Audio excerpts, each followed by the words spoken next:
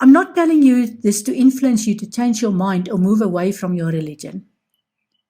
I simply expect you to understand that following a spiritual path means applying your mind and searching for the truth for the rest of your days. If the thought scares you, then you can turn back now. It will be okay for you.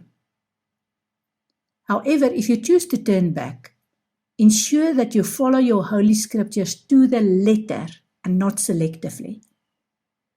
For example, if you are a Christian, ensure that you follow all the commandments in the Bible, starting with the very first one.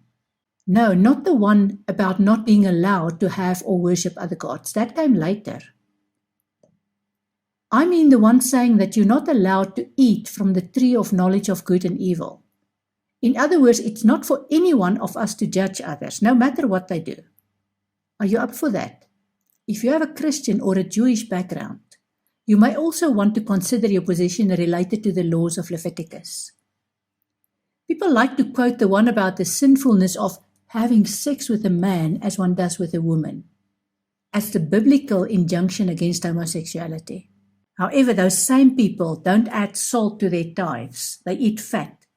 They choose to ignore any wrongdoing they have witnessed or been told about.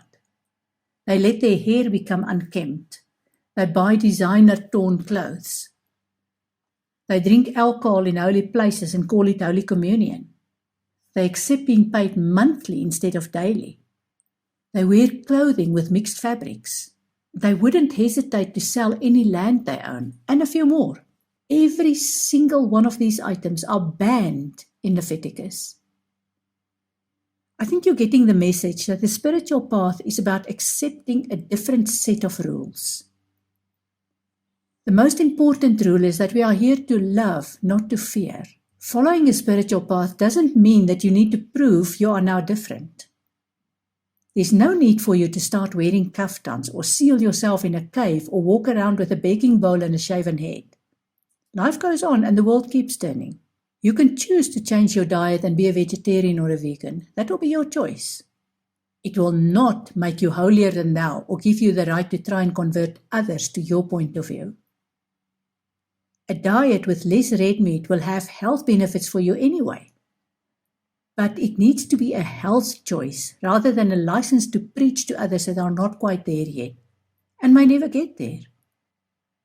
You might choose to use natural cures. You will discover the huge benefits of alternative medicine and the natural ability of your body to cure itself once you allow it. For every person who chooses this healthy option, there will be hundreds of people who will choose to put the responsibility for their physical and mental health in the hands of medical practitioners. There are also millions of medical practitioners who will not hesitate for a moment to prescribe medication, not knowing or caring about the side effects of allopathic medicine.